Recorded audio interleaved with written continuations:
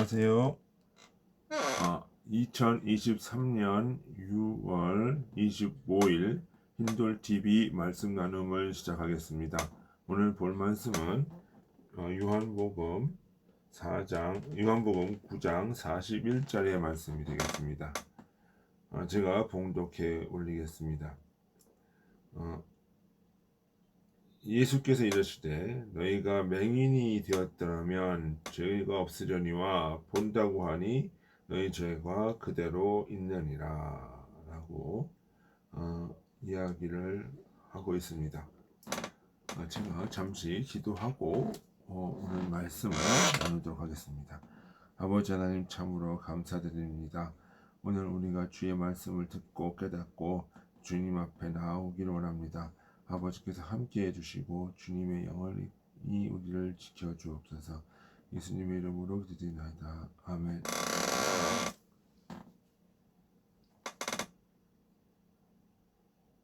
요즘 느끼는 것 중에 하나가 인간 이성의 한계입니다. 아무리 책을 보고 공부를 하고 해도 인간의 이성과 이 지력이라고 하는 것은 한계가 있습니다. 그러니까 아무리 노력을 해도 과학이 발전을 해도 인간이라고 하는 것은 본질적으로 유한한 존재다라고 하는 것입니다.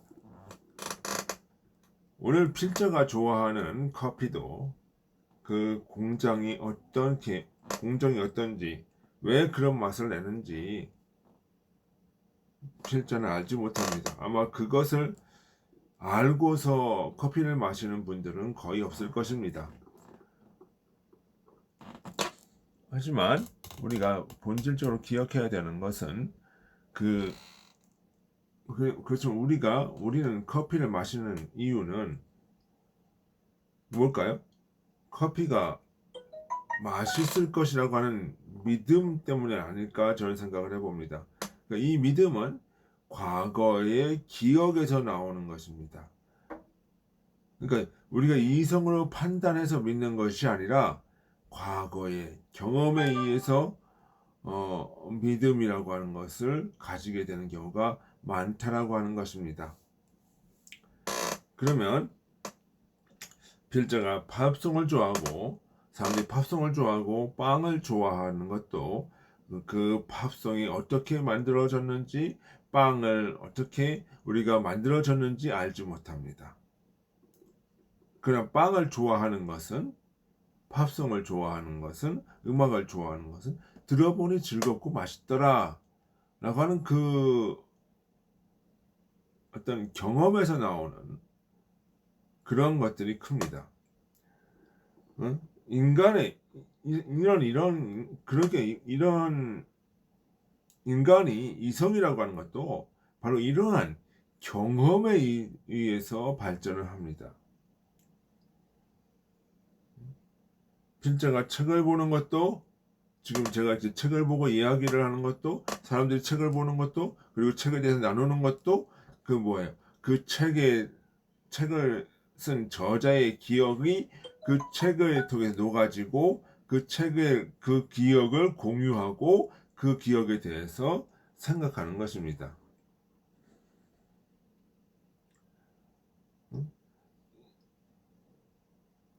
그러니까 제가 이제 글을 쓰는 것도 이제 경험에 의해서 되어지는 것들이 많습니다.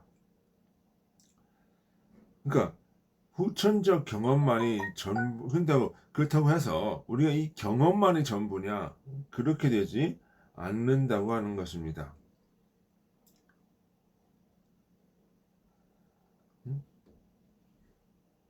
후천적 경험을 우리가 반드시 따라야만 하는 것은 아닙니다. 후천적 경험이라고 하는 것도 반드시 따라야 할 대상이 있습니다. 그것은 바로 무엇이냐?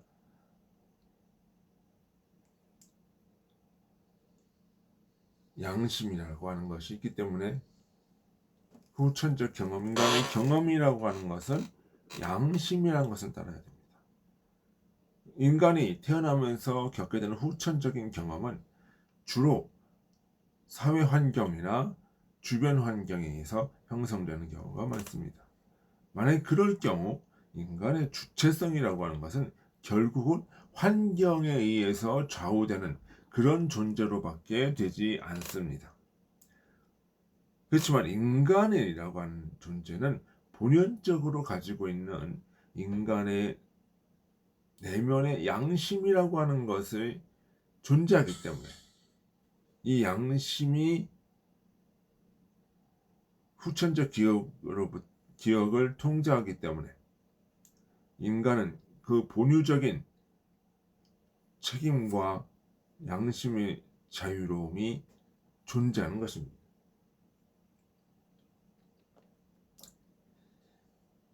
임마누엘 칸트는 이러한 양심을 선험적 지식이라 했습니다. 이 선험적인 지식이라고 하는 것은 어떤 시간적 순서에 따라 먼저라는 개념보다는 우선순위에 있어서 앞세워야 될 것들. 그러니까 우리가 어떤 행동을 할 때도 우선순위라고 하는 것이 있죠. 어떤 때 직장을 해 가야 되고, 어떤 때는 직장 내에서도 뭐예요? 계급의 우선순위가 있고, 어떤 일의 우선순위가 있는 것처럼 인간의 인식 능력이라고 하는 것도 우선순위에 따라서 배열이 되어져야 된다라고 하는 거예요. 그것이 바로 양심이 중심이 되고, 이 양심이 후천적 기억을 형성하고, 그 기억이 이성을 형성하고, 이렇게 질서가 있게 된다는 것입니다. 그래서 이 양심을 성서에서는 하나님의 형상이라고 또 신학계에서는 이야기를 합니다. 그러니까 우리가 인간이 태어나면서 이 본유적으로 있는 이 양심이라고 하는 것은 어떤 외적인 환경, 교육에 의해서 생성되어지는 것이 아니라 뭐예요? 인간의 내면에 있는 본유적인 지식이라고 하는 것입니다. 그것이 양심입니다. 그래서 어린아이가 태어났을 때 부모가 싸우는 것을 보면 웁니다. 그것은 양심이 그것을 직감했기 때문입니다. 무엇인가를 보고 직감했기 때문입니다.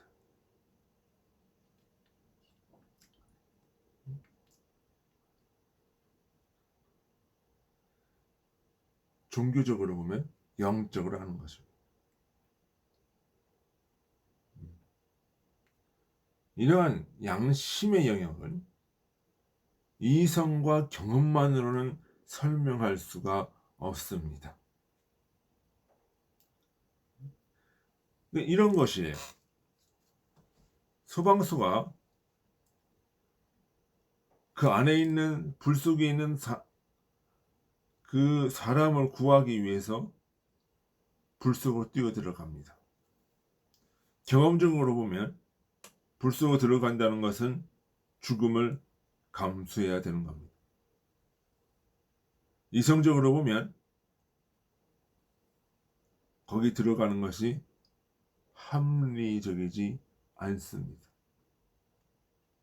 오히려 밖에서 살아있는 것이 더 이성적인 합리성, 효율성적인 측면에서는 나을 수도 있습니다. 근데 들어갑니다. 왜 그럴까요? 그것은 인간의 양심이 그를 그렇게 하게 만드는 것입니다. 이러한 이타적인 행위, 이러한 타인을 생각하는 이웃사랑의 행위들은 이성과 경험만으로서는 설명할 수 없는 본질적 양심의 영역입니다.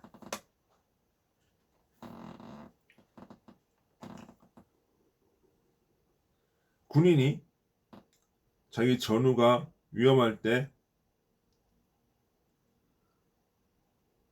목숨을 걸고 그 전우를 구하러 전쟁터로 나갑니다.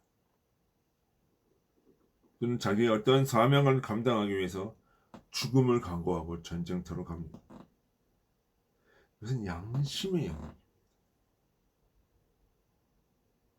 어떤 외적인 환경과 이성과 경험의 영역이 아닙니다.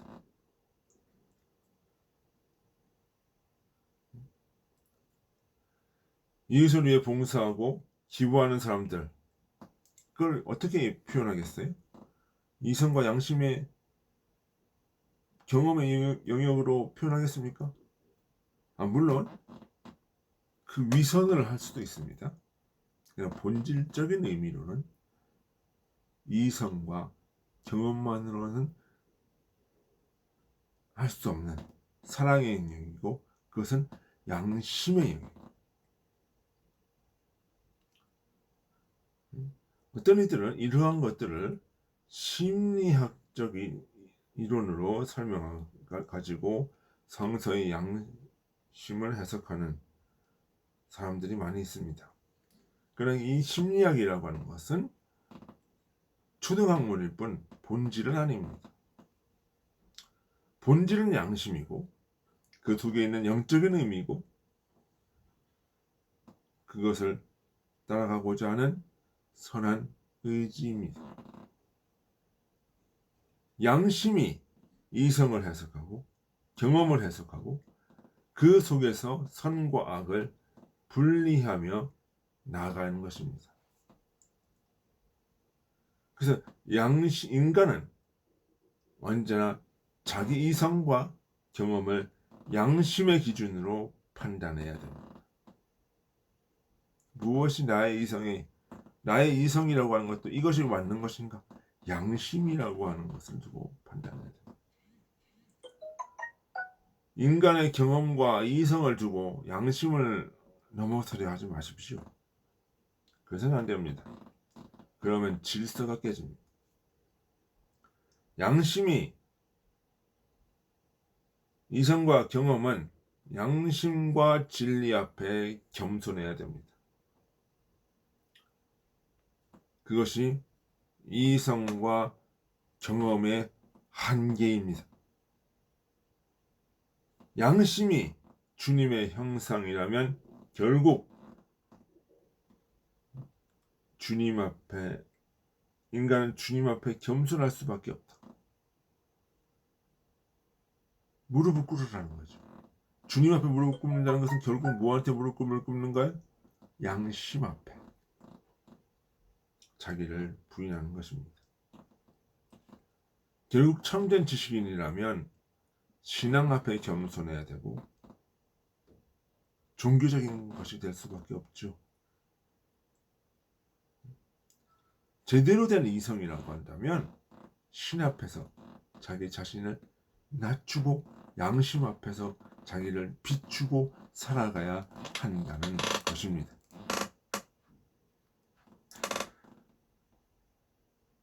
그 양심 앞에 자신의 이성을 낮추고 경험을 낮추고 그 고개를 숙일 때 그 양심과 이성은 제대로 작동하게 되는 거죠. 경험과 이성은 제 것을 찾아가는 것입니다.